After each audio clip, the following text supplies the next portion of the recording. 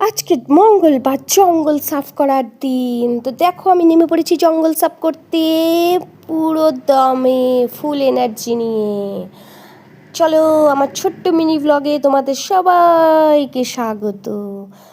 এই দেখো আমি ঘর লন্ডভন্ড করে নিয়েছি, আর আমার মা আজকে, আমার মেয়ে দোকান সামলাচ্ছে আর আমার মা রান্না সামলাচ্ছে।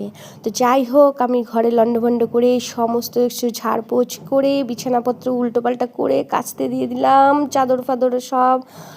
আর ওইদিকে আমার মা রান্না করছে, আর আমি ঘরের সমস্ত ঘরগুলো, আমার তো 2-3টে ঘর, তো ওইগুলোকে সব ঝেড়ে পুছে নিলাম। কী বলো তো, দোকানে বসলে না আমি আর ঘরের ভেতরে নজর দিতে পারি না, কাজগুলো করতে পারি না, মানে ওই দিকেই টাইমটা চলে যায়, টাইম দিতে পারি না।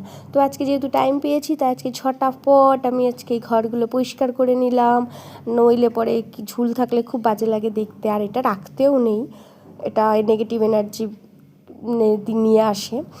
যাই হোক, আমি সেই জন্য ঘরদোর সব পরিষ্কার করে নিলাম। ওদিকে কাছাকাছি হচ্ছে, আর এদিকে আমার মা রান্না করছে। আর আজকে রান্নার মেনুতে ছিল রোজকার মতো লোটে মাছ, মূলোর ডাল, আর হলো ভেন্ডি ভাজা, আর আমার মা খাবে মূলোর শাক।